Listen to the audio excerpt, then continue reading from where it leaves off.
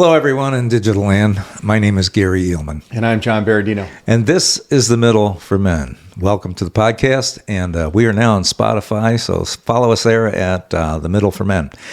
Today, we're going to get into an interesting subject, one controversial and one that John and I both have some passion about. And it's called Religion Ruins Everything, which may be offensive to some people, but hopefully those that tune in will enjoy it and subscribe. We appreciate the viewership. So, John, let me just say to you first my thoughts on this. Mm-hmm. I hate religion. I just hate it. I grew up Catholic as a kid and was scared to death for all the things I was told in catechism about going to hell and, don't touch yourself in certain parts. Yeah. And, I laid there awake at night saying prayers over and over again. Mm-hmm. I had to say 5 Hail Marys, an act of contrition, and now I lay me down to sleep prayer every night, or I didn't feel like I had completed what I needed to complete. It was sort of, I think it was a bit of OCD about it. And I think religion actually probably is to some extent, a contributor to OCD because of that sort of repetitive thing that you have to do, the rosary and that sort of thing. But moreover, as I got older and learned about all the atrocities that were going on and how people who were religious just couldn't seem to think critically, they couldn't reason. Yeah. Some of the dogma that they espouse, some of the Holy Trinity, the Holy Ghost, who became the Holy Spirit. I don't know why they changed his name, but, these ridiculous things. The resurrection is celebrated at Easter, and, we have a giant bunny who shits chocolate eggs, and somehow I can't reconcile all that. So to me, it's all a fairy tale, no different than Santa Claus or any other fairy tale, and we know a lot about the beginnings of this, or at least the general idea about how it all began, the Crusades and Inquisition and the horrible things that happened. Yeah. But I think there are horrible things happening now, just horrible. Yeah. And you have a uniquely deep and broad view of Christianity and Catholicism at the core, because you were brought up strongly Catholic. I was raised Catholic, just like you. And so, just like me.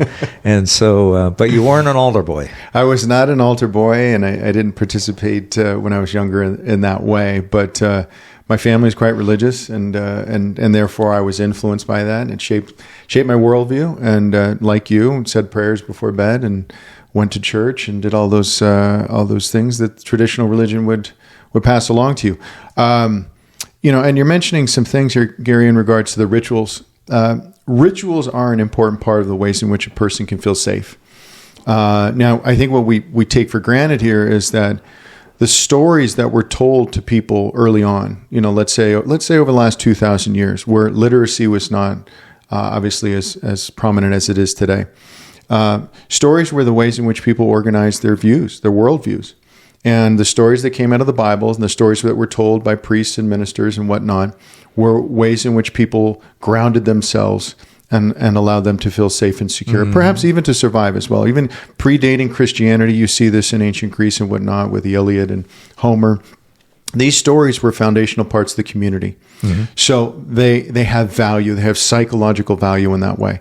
The problem I think that we see today is the dogma that's layered over it. Right. You mentioned the word fairy tale. Fairy tales are important pieces, artifacts for children to kind of lean on throughout their developmental life, because it enables them to kind of organize their thinking or to cope.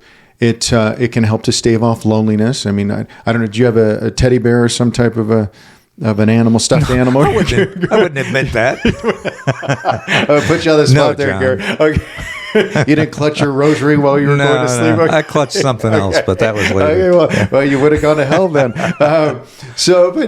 From a psychological point of view, of course, I do this every day. I work with people's background and their past, and I have to try to understand and to ascertain where in their childhood could there have been a little trauma or a big trauma, and how might they have coped with that trauma.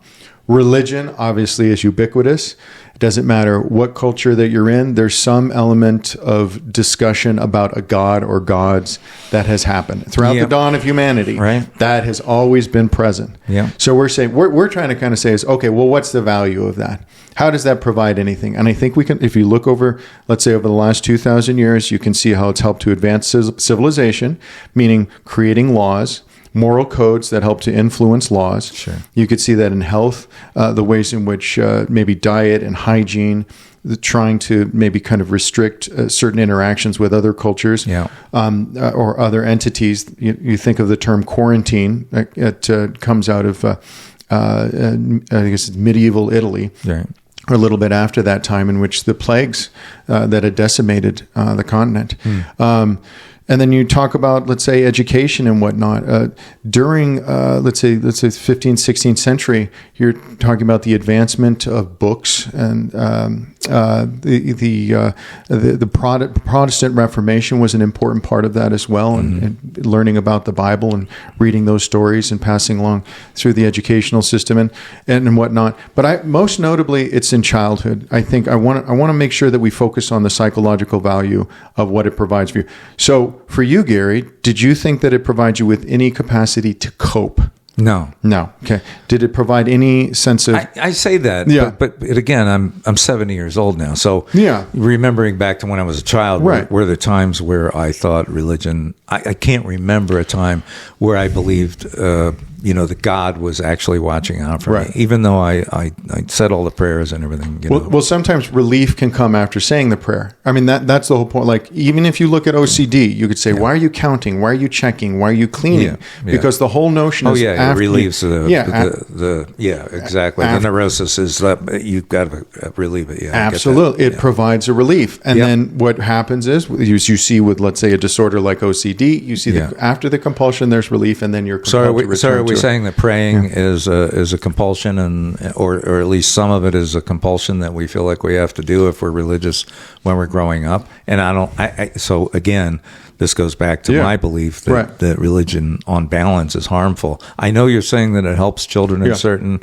ways, and I get that, but there must be a better way to help children than religion, because they end up getting stuck in it, and then they grow up to be people who aren't capable of critical thinking, and they can't figure their way out of the fact that this is a fairy tale, and it helped me through this stage of my life, but now, like evolution, I should evolve to a higher level. So I would say this. I would say, since religion is so ubiquitous, since gods, the notions of gods, and this seems to be a psychological component to our early childhood experience, the notion of relying upon a fantasy figure in order to feel safe, or perhaps maybe even for survival, say, since probably everyone has some form of trauma in their childhood, relying upon a fantasy figure in order to feel safe and secure again could be a boon to that child's experience. Okay, but let's just pause it there. It does the fantasy figure that they're focusing on, does that have to be a god with all of these?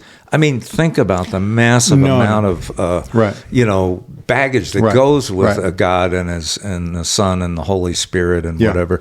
Or even if you're not if it's some other type of religion, if it's Islam or whatever, think about this, all this baggage that goes with it, all the things that you have to learn and all the things that you have to obey. Otherwise, the consequences are horrible. And some other fantasy figure may not have a hell involved in it, or a purgatory or something like that. That this child doesn't get stuck in and then live with all this guilt as they get older. And that's an added element to it. It's a nice option. I would say there's a personal religion that a person has with God. There's a personal way in which they perceive God as being a benefit and perhaps a boon to their experience. It can help stave off loneliness, a sense of belonging, whatever that might be that enables the psyche to feel safe and secure again. And again, we're talking about, if there are these traumas that are going on, the child's first inclination is to try to find an explanation for it. Okay, so let's move to adulthood now. Let's make the transition. And I get what you're saying, but now we're becoming adults or transitioning to adulthood, and we're supposed to evolve. And what stops people at that point, in your mind, from getting out of this and instead getting further into it or just living with it for the rest of their lives. They don't apply critical thinking. They don't apply reason. They just believe that there's an omnipotent, loving, but terrorizing God, right, who controls every aspect of their life or is responsible for it, or right, at least knows about it. Like right, something that's watching you no matter what you do. Right. And so every time you do something that your God would not be happy with, you have to apologize or pray or face the consequences. Fear is one of the base emotions of human beings. Yeah, right. So if you, like, for example, the notion of this, we talked about this reporter asking Christopher Hitchens, late Christopher Hitchens, who was on the precipice of death because of his diagnosis in cancer. Do you think you'll change your mind? Do you think you change your mind?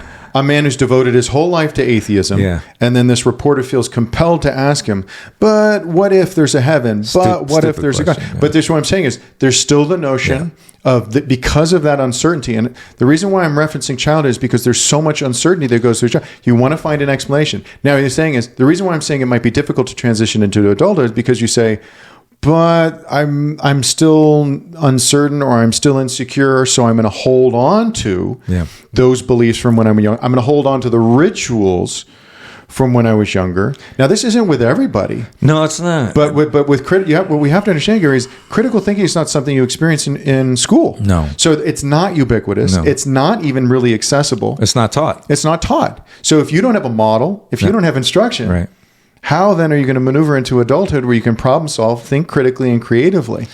Yeah, I get that, but I you said about fear being so much a part of this, and I agree with that. I think it's the constant fear of death while trying to live life. Yes, is that we can't accept our own mortality, and so there must be something better than this. And so, but this goes back to eons, right? It's always been the same thing. It's the suffering of people who are thinking that they're living life, but they're going to die. It's the fear of death, and so we have to have something at the end. We're too important, we're too self-obsessed, we're too narcissistic to think that at the end of the day, this is all there is, and that I'm actually not going to be here. No part of me. I'm gone. And people don't want to deal with that. And so they continue this fairy tale. But those who are capable of critical thinking and reason recognize at some point that, hey, this isn't making sense. Change is hard. Change is hard. That's all I can say is change is very hard. Yeah. And when we hold on. But what's the difference between people that you take the base of the current candidates, and what's the difference between the base that just can't let go of this and says, well, I leave everything up to God, and this is God's choice, and now we're interfering politically with abortion. For women, we're trying to set ourselves back decades in abortion rights, and these are men mostly, by the way. Not that there aren't a lot of women involved in this as well, but what is it that makes people like that want to actually legislate on the basis of their personal faith? It's crazy. Yeah, well, I mean, I think because.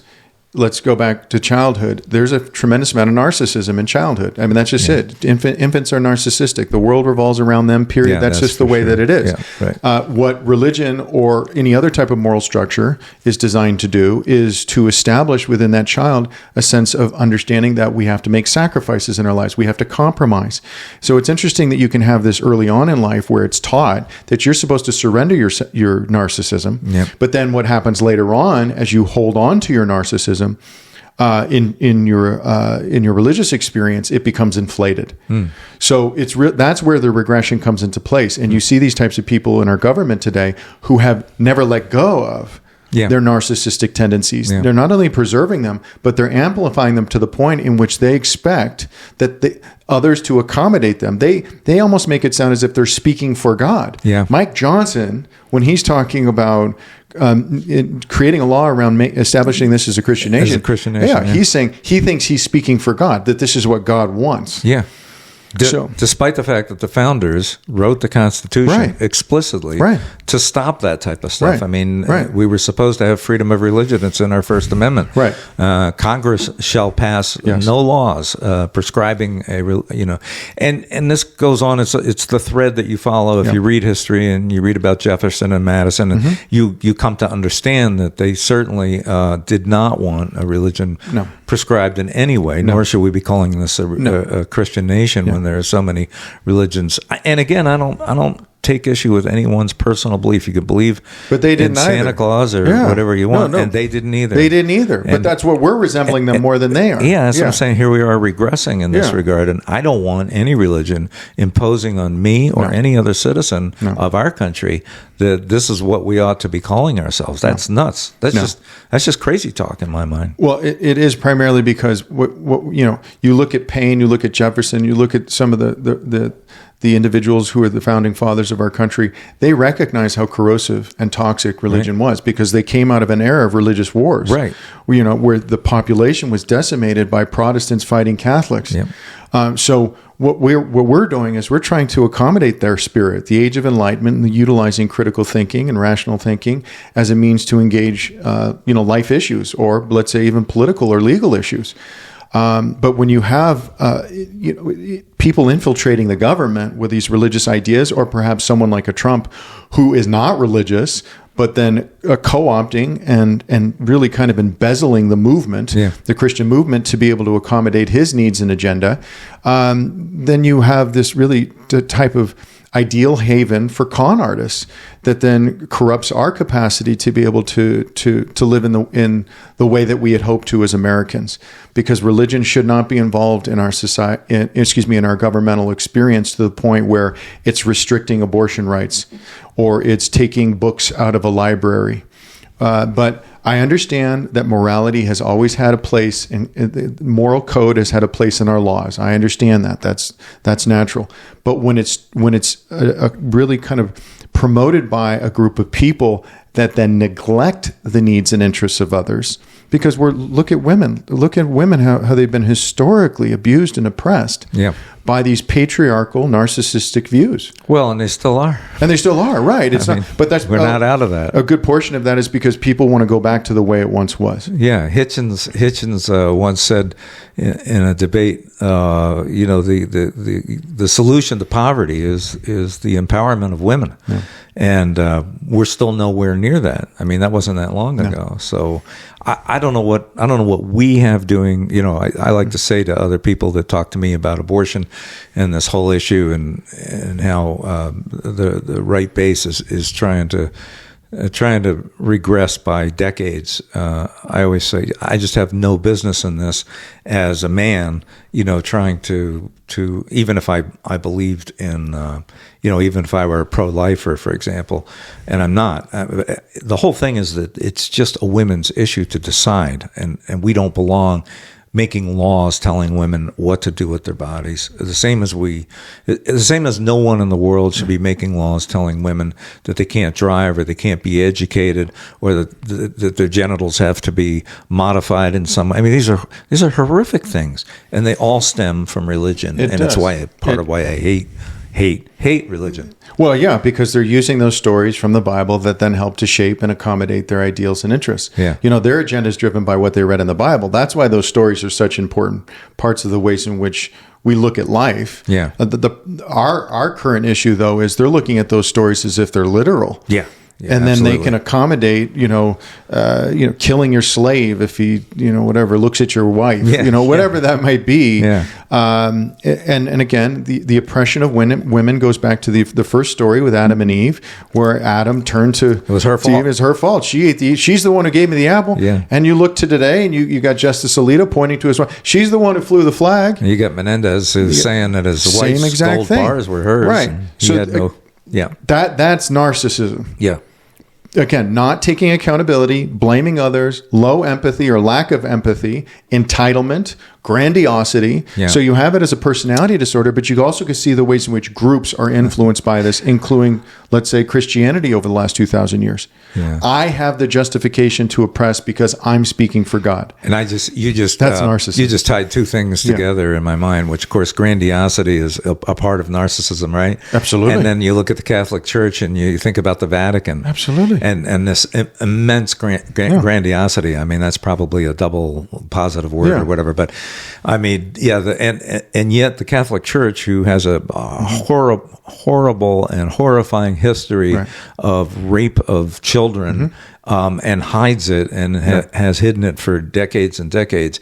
The largest offender in history in the Catholic Church didn't go to jail. He's at the Vatican in all that grandiosity by the side of the Pope, which is he's some special envoy to the Pope or something like this. And this is just so wrong. I mean, it's wrong. It's what does it? Malaman say is what it is. It's just wrong by any standards. It is. And that this is part of what we're obviously so upset and unsettled by is you have the religion, let's say in Christianity, institutionalized religion that has demonstrated crimes against humanity over and over and over again. You'd look back, I mean, even if you're not a student of history, you can look at the Crusades and the Inquisition and you can just say, God, this is disgusting. It's horrible. It is absolutely atrocious and disgusting. Right. And you'd say, well, it seems like there's shrapnel from that's still lodged in the mindset of the Christian today that says, I have the right to oppress. Yeah. I have the right to impose upon other what I believe is God's will. Yeah. So, and that's the disgusting part of what we're so obviously repulsed by today, Gary, where these types of religious impressions are then imposed upon others. So how do we get back to, circle back to children that end up in a religious family and they're brought up into a religion like Catholicism, for example? How do we deal with that so that the child is brought up in a healthy way, not to be, I get it that everyone feels some trauma. I don't think it means, because there are certainly agnostics and atheists who bring up children who seem to do fine and are well balanced and don't have that crutch to lean on. This is the question that you and I've talked about, and I know many others have proposed. Can you have morality without religion? Right. Yeah. And we know that you can, because there's experiments that have demonstrated that chimps actually have empathy and morality, where they protect one another. There was this one experiment. I don't think I've spoken about this before on a podcast. Forgive me if I did, but they did this experiment with chimps where they put a banana or whatever it was in the corner of the cage. There's about maybe I don't know whether it was 8 or 10 chimps in there, and so they put a little shock thing there. So every time a chimp out of the group would go to the area to get the banana, they'd get a small shock, and it was enough to push them away. Yeah. And then they all knew what it was, and they would stay away from the banana. And then they introduced a chimp who wasn't part of that group, and that chimp immediately saw the banana and went after it. And all the other chimps started screaming, don't do that, because they had empathy. They knew what was going to happen. Yeah. So it isn't, primates have ethics and morals, not maybe to the level that humans do, but on the other hand, if you look at our history, we're immoral compared to them. Well, we try to codify those. Again, that's the whole point, is we take certain... Can you legislate morality? Yeah, can you legislate more? And they believe that they can't. They believe that they can take it, they could codify it, and then that's what it is. Right. And that's why some people will say, especially highly, let's say, fundamentalist Christians, they will say, that's the book, the Bible is the only thing that I need to read, and that's it, and that's all. Yeah. Okay. That's it. And it's a higher law. It actually count on that. It actually is, and that's why I think it's important to say that religion in and of itself was probably humankind's first addiction, because it created this type of vacuum that then centralized people's attention on utilizing this as a means to survive, an exclusive and exaggerated way to distract oneself and to escape pain, emotional conflict, trauma. And then that reliance upon that becomes reinforced over time again and again and again and again. It also seems to precipitate, and I don't have data to support this, but I think it's fairly obvious to most people that the bigotry in this country and the racism seems to be precipitated mostly on that side of the spectrum, those that are born again Christians or Catholics or whatever. Yes. They want people who look and think like them only. Well, that's it. And that's because it creates this cognitive dissonance. It creates cognitive biases. Mm-hmm. That's the first thing. Cognitive dissonance. There's a type of groupthink that's going on. Mm-hmm. There's a tremendous amount of delusion that goes into some of these thought processes that they have and the ways in which they orient to these experiences. But again, it goes back to someone differs from me. Mm-hmm. They're a threat, okay, because they could try to insert, and this is the threat of modernism right now. Mm-hmm. Diversity is a threat. Equity is a threat. All of these things that we're seeing, LGBT change is a threat. Change is a threat. Yeah. Change is a threat. Yeah. But change is necessary in order for your species to continue. Well, yeah, we hope to evolve. We don't seem to. No, we will die. If your species doesn't evolve, then it will die. Yeah, and right. That's a fact. That's a fact. That's a fact. So, but that's where religion becomes a threat to our culture. Well, and they don't like to deal with facts. And they don't like to deal with facts. But that's part of the problem. So not only do I view you as a threat, because you could potentially change my way of life and orientation, but also it gives me the right to persecute you. Yeah. Because once I see you as a threat, I can be a threat to you. Once I see you as attacking me, I can attack you. This is what happens with narcissism. And it gins up, again, this energy, as you can see today and you can sense today. Right? You can see with the MAGA movement and all that. I have the right to storm the Capitol. Yeah. Because I believe that you obviously undermined the election. Yeah. But no, it was actually you were the one who undermined the election. Yeah. So... and the notion of I'm special as well. I don't have to be held accountable to your laws. I don't have to be so therefore I don't have to participate in moral acts. I don't have to participate in the morality that you assume as well. I can participate in one in which I believe that I'm speaking for God. So that's grandiosity. So question just came up that maybe you can answer. Mm-hmm. Like when I look at, we talked about how bigotry and racism seems to be. I'm not saying that only religious people are bigots and racists. I'm not saying that at all.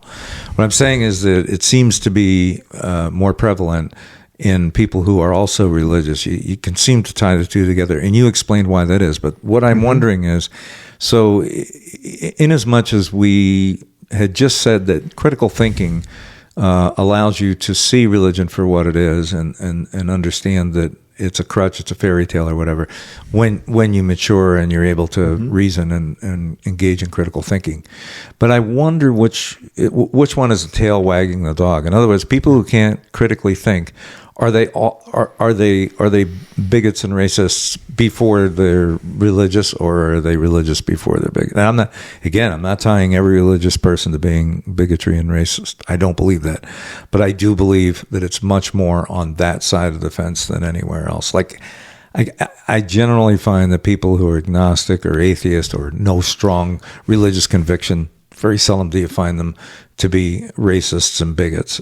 That's just my sense of it. Do you agree with that in your practice? Is that what you see? Yeah, I think what's important to kind of emphasize here is that we are emotional beings, period. Okay, so our capacity to think critically and to use our prefrontal lobe. If you think of what we call the triune brain, going from the reptilian to the mammalian to the neo-mammalian, moving forward and going from our instincts to emotions to now using our executive functioning. It's taken time for us to kind of move forward into that place. I mean, even if you look at the Age of Enlightenment, that's when we're starting to recognize, wait, I can think my way through this. I don't have to turn to, this supernatural figure as a means to kind of fix this or help me or support me from through what that is. We have the capacity to do that. Yeah. But it's evident that some people feel that thinking is difficult. How do you think it is that we got from, say, I don't know how many thousands of gods there were in history. You can talk about anybody from Zeus to Thor or whatever. Yeah. How do you think it is that though there are still many gods, at least in most of the world, by huge majority numbers, there's really two religions left and the same God. It's the God of Abraham, right? Yeah. Christ is a part of the Christian religion, and and Allah is a part of the Islamic religion. How do you think it is that people were able, if we were able to critically think our way out of the thousands of gods that didn't make any sense after a while? We used to have a God for everything, right? Yeah. God of water, God of light, God of ground. And Catholicism adopted that. Catholicism adopted that with the saints. Yeah, right. There's a saint for everything in the same way that there's a God for everything. Yeah, I hadn't thought about that. That's interesting. But is there a saint of beer or wine? I'm sure there is. Okay. There's a saint for everything. Saint of the vineyard. Oh yeah, that's what I'm saying. Again, the Catholic Church is just an extension of the Roman Empire in that regard, and its movement towards colonizing and expanding the empire. Right. That's no different with the Catholic Church. Yeah, no. And you can see how various other denominations has taken that as well and run with it. Yeah. But how do we move forward from that? I mean, what is it going to take? Our problem is the fact that critical thinking and critical thinkers are few and far between. Yeah. We don't teach it in our institutions. There aren't models for that. No, and it's certainly not given to you when you're young. No. So this isn't saying this is something we want you to strive for. Well, so it's not given to us when we're young, and yet when we're young, is it given to you when you're an adolescent? Is it when we're young? It's replaced by a deity, an all-loving and all-terrorizing God who loves you. How do you love something that isn't even there? So I don't know if you heard that saying, Gary. If you're a politician and you're running in a campaign, and the politician starts explaining things, he's losing. Yeah, right. Yeah. People don't respond to explanations if you're campaigning for something. Yeah, people respond to emotion. That's right. That's it. Yeah. And fear is one of the biggest ones. Fear is the biggest one. That's the easiest one because it's related to survival and self-preservation. Yeah. And that's what's currently being used. That's what will always be used. Oh, yeah. It will always be used. Sure. But there's certain portions of society that we hope help to stabilize us in the midst of a crisis. And that's why this is such a pivotal period for us, because there has to be a group of individuals who speak out and say, there's something wrong with this and we need to change this. And we need to understand that if we don't practice critical thinking here and we don't start to use our prefrontal lobe and our executive functioning to be able to manage this crisis, then we're going to default to some of the scenarios that many other empires have. Excuse me, I didn't mean to interrupt you, but it just occurred to me. If you had to guess at it, what percentage of our society is right now driven totally by fear in terms of policy that our governments pursue and what we're doing at the border and all of it. Yeah, all of it. In every world. Because whenever you mention why would you be voting for this person, it's always in relation. I'm afraid of this. It's a perceived crisis. Yeah, they're afraid of the other guy. What is it? Yeah. It's gonna be border. It's gonna have to economy. All of these. It's the same crises over and over again. It's a fear tactic that they use. It isn't. Yeah. It isn't that they're voting for something positive. It's that they're voting against something negative, something that makes them feel like they're worried that if they vote for so and so, we're going to have higher inflation or the economy is going to crash. It's fear. They're not voting for something. I'm voting for them because I know they can do this. I have never heard Trump or anyone within the MAGA movement promote a constructive policy. Yeah. One that is designed toward creating a better life experience for people. Yeah. They're saying taking something away. That is why I'm going to take away abortion rights. I'm going to take away LGBTQ, whatever it was that they're saying that was so offensive to them. I'm going to take away diversity. I'm going to take away, right?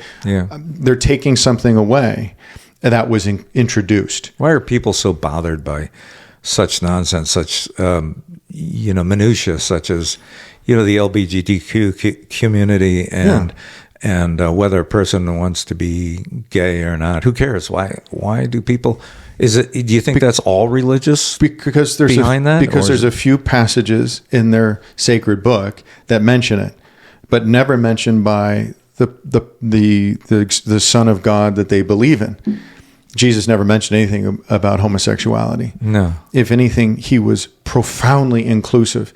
Anyone who was considered different within the community, he embraced.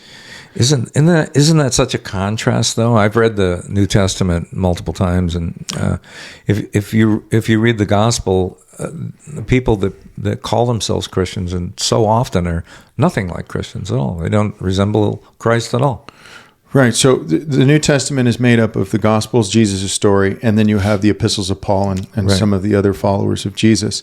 And there's a distinction between the two, because Jesus' story is one in which you have an individual, a leading figure who is promoting change. Yeah.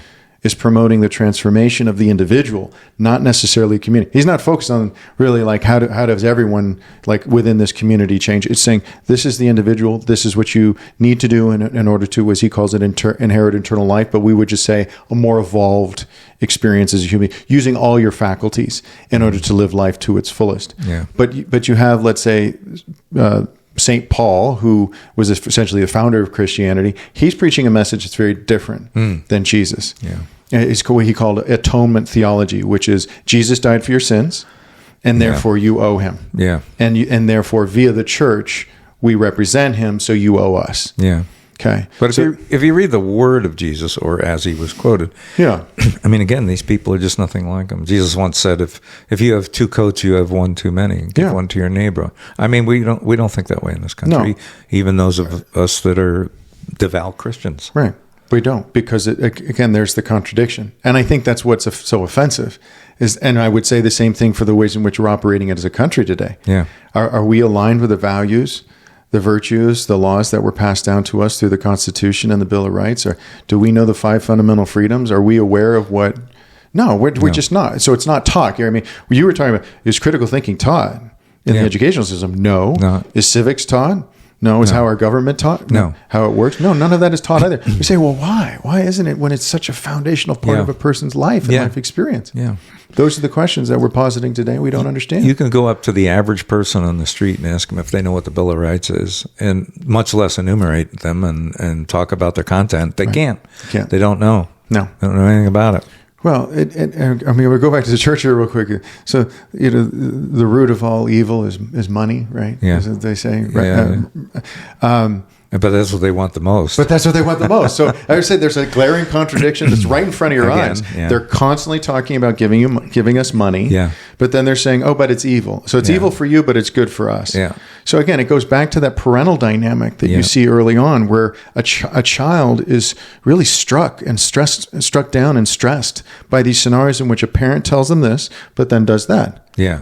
So you could say you're almost primed for that in religion. Right. Yeah. So that's why it's an extension of that, and hoping that an all-benevolent, all-powerful God will finally reward you for being good. Yeah. And that's an extension of the Santa Claus myth as well. Or send you to hell. Or send you to hell if you don't. Forever. Right. So it's operant conditioning, as they call in psychology. You're rewarded for good behavior and you're punished for bad, just like with the chimpanzees. Stick and carrot, I guess. It is. I mean, we learn through these kind of behavioral conditions and things like that. But we can move beyond that, because we do have the mental capacity to see through that. But I think if no one's talking about it, who's talking about critical thinking, Gary? Nobody. No one. Who's talking about creative genius and empathy and the utilization of all faculties that you have? We live in an echo chamber. We do. Yeah. To a large extent. And it's just repeated over and over again. And we can see and sense how that's done through the media. And it's not, obviously it's not everybody, but you look around you and it's what you see. I mean, if you're on social media, everybody's in their own bubble and nobody seems to give a fuck that our government is going to hell in a handbasket, and all we do is fight with one another across the aisle, and it's just a waste of taxpayer money. It's a waste of time and energy, but it's worse than that. It demonstrates to the rest of the world how ignorant we are and how we can't think critically or reason very well. We can't. And this goes back to childhood again, because there's something that's called learned helplessness that occurs, that no matter what you do, in spite of your effort, the circumstances or the individuals in control of it will prevent you from being able to advance. Yeah. And that creates depressive scenarios and obviously cuts highly back on a person's willingness and desire to move forward. In fact, if anything, it probably just creates the base level of survival. So that's where religion comes into play. Mm-hmm. If there's nothing that I can do to change my circumstances, I will accommodate whatever it is that I'm experiencing in a way that just allows me to survive. That's the reason why we're talking about religion and being, let's say, a value or a lifeboat for a child when he's growing up, because there's some form of trauma. Yeah. But they don't advance and move beyond that religion as they move into adulthood. Well, this occurs in many different scenarios. Sure. We are an insane species. We continue to keep practicing behaviors that we know go against our better nature and health and well-being. Look at alcohol. Isn't that? Oh, yeah, alcohol. But as I'm saying, is that again, crazy. 1 out of 6 people die because of alcohol-related disease. Yeah, exactly. Yeah. But we still participate in it. Yeah. I mean, we know it's a poison when we drink it, and yet it helps to numb. And I think the numbing is what it's about, right? We don't want to think. We don't want to deal with issues. Look what religion does. What's that? Look what religion does. Yeah. It's the same thing. It's the same we thing. don't want to think. I don't want to think. Just, it's our drug it's in of the choice. book. Tell me what the book says. Tell me what the minister says. Yeah. And I don't want to think. Just tell me what to do. So it's a drug of choice. It's a drug, absolutely. But I think that, I mean, and maybe I'm an opiate of the minority. masses, right? The opiate of the masses, exactly. But I think critical thinking is really such not only an important part of life, but it's also an incredible joy to take things and multiple data sources and process them in your mind and give it thought and give it consideration. And I don't know. I mean, I may sound like some sort of geek, but I find a lot of pleasure in that, and a lot of gratification in that. Who taught you how to think critically? Yeah, that's a great question. You've asked me that once before, and I can't tell you. I don't know. I guess my dad probably had a big influence on me. Yeah, your dad. I mean, you're talking about mechanical stuff and kind of work with things, and your dad encouraged you. Like you could. I remember you telling me that that's an important part. I didn't have a father who was actively kind of encouraging me to think critically. Yeah. So but I did have a mother who was actively encouraging me to say my prayers. Yeah, exactly. and I remember my dad when I was going to catechism, and I was buying some of that bullshit, and he just said one thing to me. He said, you could, if you want to be this and you want to listen to this, if you want to be a priest or whatever, I'll love you no matter what you are. I just think that the one thing you ought to do, just do me a favor, and that is give it thought before you just accept it as whatever people are saying. Just give it some thought. See if it resonates with you. Yeah. I don't think he used that word, but somehow he convinced me that I think about that. And it wasn't long after that, I just told my mother, I'm not going to church anymore. I'm not doing that. There's none of this makes any sense. It's all bullshit at the end of the day.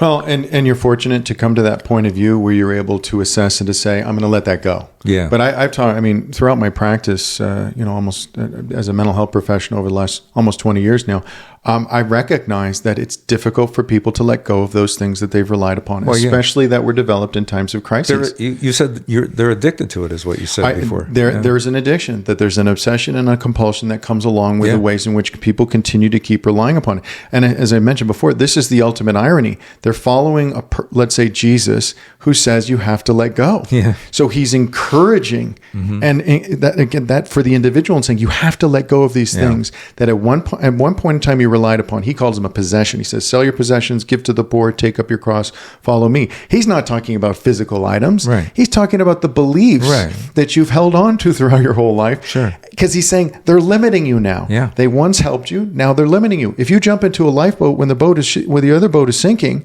then of course, hold on to it. Yeah. Stay in there. Yeah. But to stay there for the rest of your life, you're staying afloat. Yeah. You're not growing, evolving. You're not moving forward. Yeah. You're not changing. So that's where it's important, I think. So the extraordinary concern that I have right now in our current time is that we have these morons who believe that they should legislate morality based on their own religion, and want to take control of women's lives, want to take control of claiming that they literally want to pass some legislation to say that this is a Christian nation, which is nuts. And I don't know how we deal with this. So for me as a child, my father saying you need to think about this. These are grown-ups. I mean, they're there and they believe this shit and they want to impose it on us. And I think people like us and critical thinkers and people who have skills to reason need to stand up and be heard. And we need to stop this nonsense of trying to legislate a religious morality or to call this a Christian nation. Well, I'll tell you which this. It's not. Explanations, facts, data is not going to change your mind. No, it's not going to change your mind. You know what will? That's a dilemma. You know what will? Fear. Emotion. Not fear, but the emotion that Jesus advocated. Yeah, they don't. But now I'm saying love, empathy, finding ways to inspire others to live a better life, to have a stronger orientation to the people around them and to connect, to put connection over this type of caustic, corrosive victimization and superiority. How do we get to that? I think by talking about it. I think that's the first thing. And then I think the second thing we need to understand is that there's not a group of individuals, like an organized group of individuals who come together and speak to this type of thing. Right. It's not, they just don't. And you have to understand, Christians today have 2,000 years worth of history and a book, a dogma, a doctrine. They have all these things. They all differ because there's 30 some odd thousand denominations. But this same group that we're talking about is the people that are right now have a block, a mindset to do these things. They're not open to that. I mean, they're not. They've already made up their mind, and that's why I said fear when you said what will motivate them, because they're already afraid, and that's part of why they're doing what they're doing. They're afraid of different. They're afraid of anyone different from them. Go ahead. I'll finish. Go ahead. No, go ahead. Sorry. No, that's good. They are afraid, yes, but I would say anger is another emotion that you can use. Yeah. Are you angry? I'm freaking angry. I'm angry. About it, yeah. Do you think the founders of this nation were angry? They'd be turning over in their graves. Absolutely. Yeah. So we're angry. Jesus would be angry. Jesus would be angry too. So everybody's angry with him. Well, what I'm saying that is an emotion because we're in a similar situation. But the founding fathers, don't you think they were upset as well? Absolutely. Yeah. No, they were. That's why they wrote what they wrote. Yeah. And don't you think they were encumbered by religion as well in the ways in which people... Absolutely. Yeah, so they had to fake it too. We know that. I mean, from history, we know that. They had to continue to keep talking, I'm Christian, when they're deists or theists. And right. So there's what I'm saying. We do need to come together and say, what emotions can I apply to this experience that could be conducive to a healthier experience for everybody? Yeah. That's the question that we have, and I think us talking about it and discussing it and creating a forum in which others can comment on it. And that's why we do this. Absolutely, 100%. And that's why we're emotional and motivated about it, and we hope others will be as well. Yeah. So are you? We hope so. That ends this podcast for today, and we hope you enjoyed it. If you did, please do subscribe and give us a thumbs up. You can follow us on Spotify also, at The Middle for Men, and we'll see you in the next podcast. Thanks for watching.